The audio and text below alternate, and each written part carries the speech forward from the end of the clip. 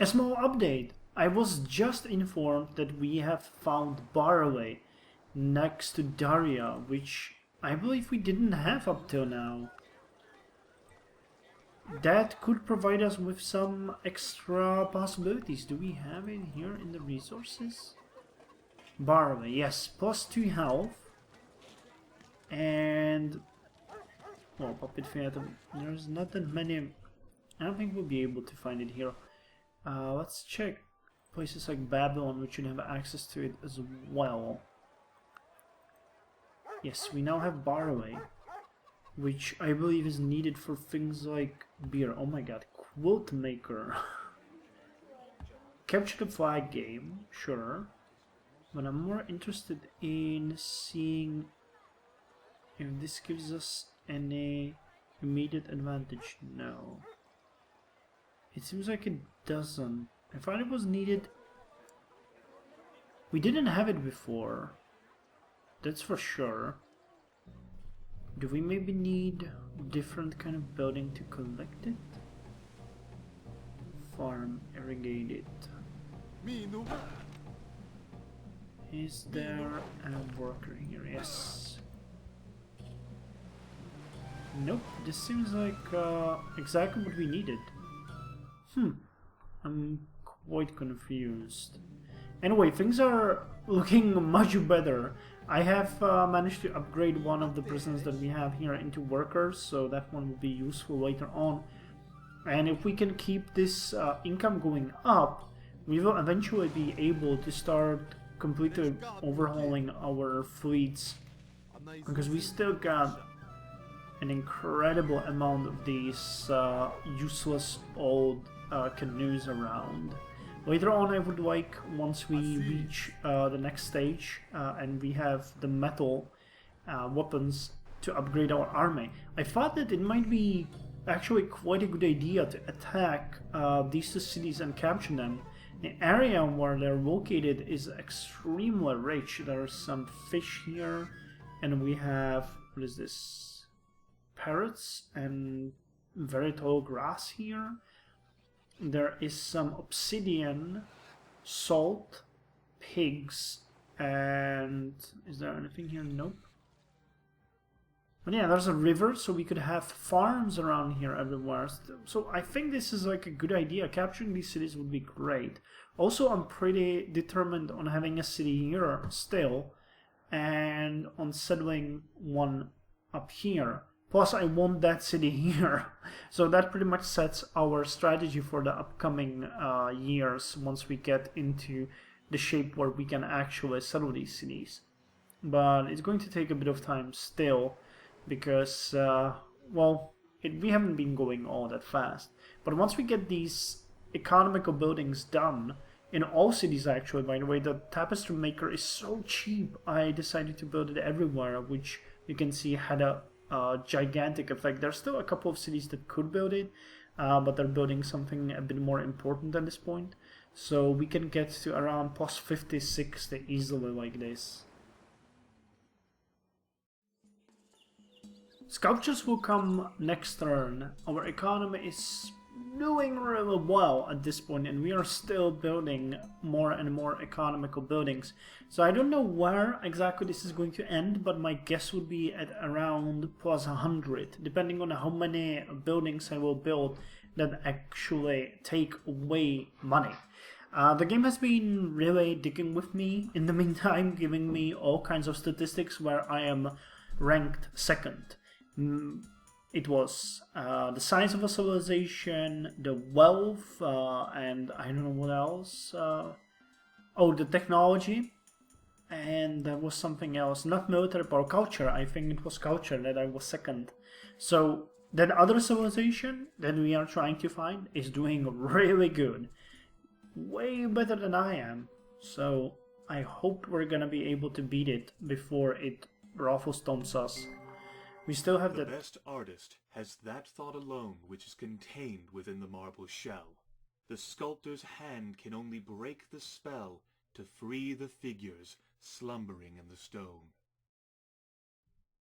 Okay, so this gives us a ton of things. It gives a lot of gold to different...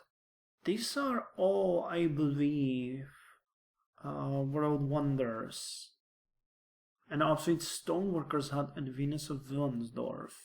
Anyway, what I was saying is that I hope that we will be able to beat that enemy before he actually comes and beats us. Valley of the Kings. Oh my god. Stars of Stone Age. Requires the pyramids and the Sphinx. If we could get that, my god, it would be incredible. Statue of Champions. Apadana Palace. All of these will eventually give us so much tourism. Triumph column. Crime. Sectarian violence. Oh, Jesus Christ. Exists above plus 650. And it gives 800 per turn. Holy crap, it's basically tearing your entire civilization apart. Plus 20 unhappiness, plus 40 unhealthiness, and plus 10 in all cities of unhappiness. Jesus Christ. Culture Greek. Sculptures. Okay, so let's see if we can do that. I would like to see us building the pyramids and stuff like that. What was that? Sculptor's Workshop. Oh, you be my guest. National Copper Smelter. That would be awesome. And we can't see the pyramids or anything here because we already have all the wonders we could get. So what about a cut? A cut is working on a tapestry maker. So let's put a kilt maker, weaver's hut, and sculptor's workshop behind it. Capture the flag. I want to get a bit better results as far as my espionage go. So that's the reason why I'm doing that. Flammability, nope. Let's see, culture Iraqi. Why can't we get culture Greek? It might require something that we're not capable of building now. Puppet theater as well. What's your education? It's going down slowly. But we'll battle that soon enough. So which did they never built a monument? Nippur, for example? Aerial basketway ropeways. Plus 13 production. Plus 4 food. Culture Kumash. Grand Sky Festival. I guess the pyramids and stuff like that are completely hidden from us at this point. It doesn't even offer them to me. I didn't check what the requirements were, but it seems like we don't really. We have no point or no power in the decision of building or not building the pyramids. We're just not valuable enough, or how to put that. It's kind of weird. Let's check it out. I'm curious what the pyramids require, because I would have guessed that would be something that I could build.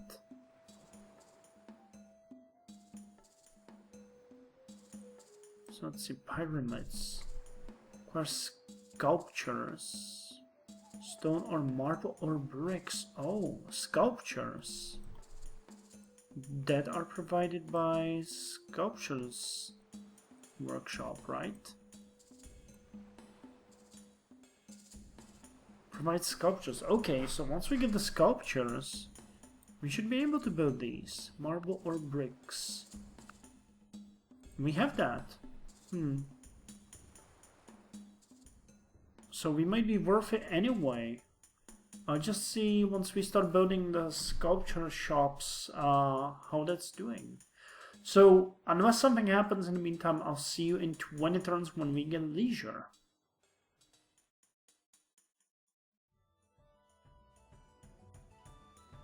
Leisure is here, and with it a boost to happiness for every single city that has fisherman hut and hunter's camp, which I believe is every single one of them. Now, I wanted to check one thing. We have 61 happiness, so that's 6 extra. We have 57, 4 extra in Tukultininurta. We have 3 extra in Akkad. We have no extra in Durkurigauzu, but I believe there could be potentially, yes, capture the flag. Oil lamps, oh, we can finally build them now. Good, let's go for it. Fish oil maker, no. Well, I thought there would be something else in Durkurigauzu, but turns out there's not. So Durkurigauzu could suffer because it has no extra, neither has Nippur. Neither has Borsippa. Neither has Samaria. Sipar has. And Opis has. Mari has. Daria has. And back to Babylon. The question that I'm pondering now is whether or not I should declare war and take Guapore. I'm not entirely sure. Empire of Tupi has grown significantly, but I'd like to take this city if I could. We still have a significant army back here that could be used to bombard and take the city from the enemy. Actually, we have a unit here that could be upgraded, so let's do it. We have a shit ton of money now because our income has been growing every turn. Now sending it out and against the Empire of Tupi is one thing. Holding it should be easy because they have a city here, here, here, here, and where's the 5th one? I don't know. They have 5 of them, and I can see only 4.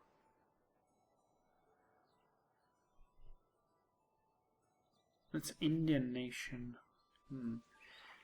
The matter of the fact is that I want it, and I also want. This is called Vienna, really? Oh, it's called Vienna. Not sure why. But anyway, attacking it now might be a good time because they don't really have all that many units to defend it, and we have a lot of units that could potentially harm them. Just a couple of town watchmen. I believe that they have a bonus to defense though of city. 75% chance. 50% city defense. Okay, so that one unit is going to be a problem, but nothing we couldn't really deal with if we are efficient enough. I wonder, how far are we from the actual bronze working? No, that's brass working. Bronze working 3. So it's leisure, specialization, and then bronze working. Which means in a couple of turns we are basically able, in around 20 I would guess. Well, no, 20. 40 to 50 turns we will be able to hold the city without any penalties. The Tupi has been growing greatly. They are now at 5 cities, so that kinda basically invites me to attack them. But I might want to strengthen my army a bit before we do that.